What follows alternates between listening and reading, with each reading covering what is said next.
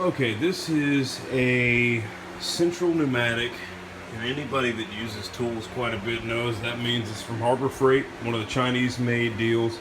This is a air compressor that has a maximum PSI of 125.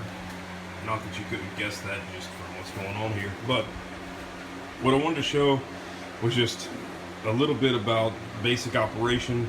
And I'm going to do an update video after a little bit. I've had an air compressor before that just kind of crapped the bed. Instead of replacing the parts, I just bought a new one, and they had a parking lot sale today. It was like $149 or something like that. So that's about the price you could expect to pay for it. Everything seemed to be pretty good. Right off the rip, it's holding pressure. I've got it in the, let's see, I actually got it in off state right now, but flipped it to on, and it's still holding pressure. I've still got the plastic over the gauges, but it's still holding pressure at 125-ish, somewhere around there, anyways. And here's the outlet temperature there, or PSI. So, anyways, initially when you get it, there was no oil in mine, so you've got to add oil here by taking this cap off. I ended up doing that way too much by dumping it in. It came with a bottle of oil. I've thrown it away. And I added this oil that they sell at Harbor Freight as well. I dumped it in by hand, and you can see, we're down a little bit, but I added too much, so I ended up getting a big syringe that I had in the garage and a piece of tubing and sucking the oil back out, just so I didn't over service it. The manual says if you overfill it, voids the warranty. I don't know how they would know that or not, but either way, I went ahead and did it. There's like a 90-day just warranty that comes with it. You can add like an extension or whatever, I think a year or 2-year extension to it, but I didn't do any of that. I just want to see how it'll work. I think so far it'll be pretty good. It's doing pretty good so far. I did use the cutting wheel. Let's go back here to the store. Here's the little $7.99 cutting wheel, the 3-inch with the discs. I did use that. It wasn't as fast as the ones I'm used to in the past. I thought it would move a little quicker there. That cutting wheel itself is rated at a 90 PSI max, and at 90 PSI it still felt like it was bogging down quite a bit when I was cutting a bolt off. So I'm not really sure. I don't know, it's probably just underpowered in all honesty, but hopefully it'll do what I want it to. I added the water filter here. It has a little relief button on the side, and actually if you cut the PSI down, it'll back blow it out when you take the hose off. If you get it, you'll see what I'm saying. So essentially, when you buy it, the quick disconnect is all the way back here at the outlet. So I just added the filter in line with it to keep the moisture from getting through the line into the tools and stuff like that. There is a drain plug down on the bottom, which is actually on this side. They tell you to drain it daily. We'll see.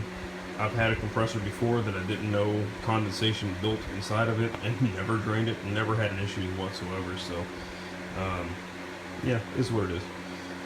But either way, we'll do an update video after a little while. I'm not going to call it a review. This is your intake filter here. We'll just call it, I guess, whatever, who cares what we call it. But you've got to, actually the only thing you have to install from the box you get it in is the handle and the wheels. Really easy, no tools actually required whatsoever. There's the box here. We've got a project car going on, so that's really what the compressor was bought for, to try to get some sandblasting done, and that should be about it. We'll see. I'll do another video on the little sandblaster kit they get.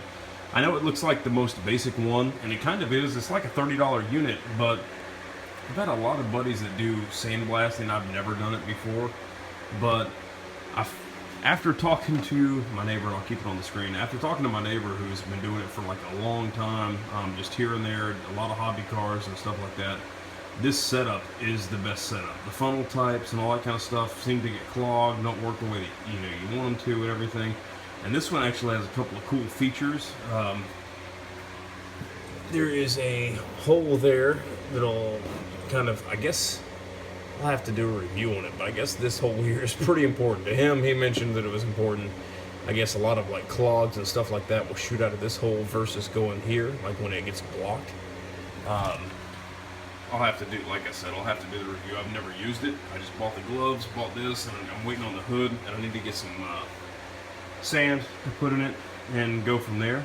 And that should be about it. But either way, back to the compressor. Here's the gauges here on the front. You have, let's see, what's in the tank, and at the outlet, you got your on-off switch. You do have a lot of residue, just like every other cheap Chinese sticker. You get a lot of this crap kind of stuck on everything. And of course, they love it. And I tell you what, they did a really good job of letting you know to put oil in this thing prior to starting.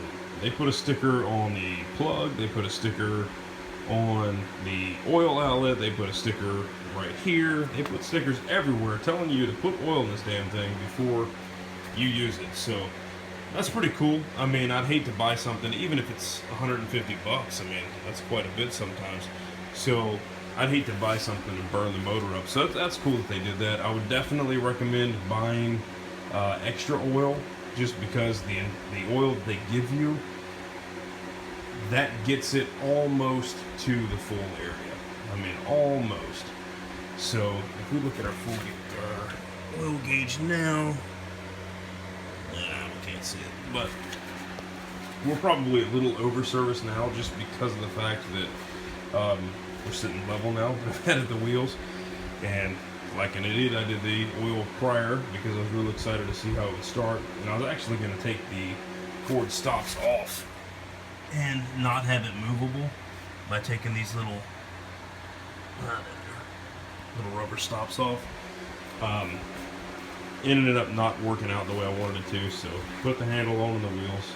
Anyways, yeah, that should be about it. I'm going to do a video here, in a couple of days after using it, and I'll do the sandblaster as well, just to kind of show you, general operation and stuff like that. Right now it has pressure on it, and it's been holding, actually, since we started it and had it going and everything like that. It's held pressure and not restarted on its own, even though it's in the auto position, like the entire time. This thing holds pressure really, really well.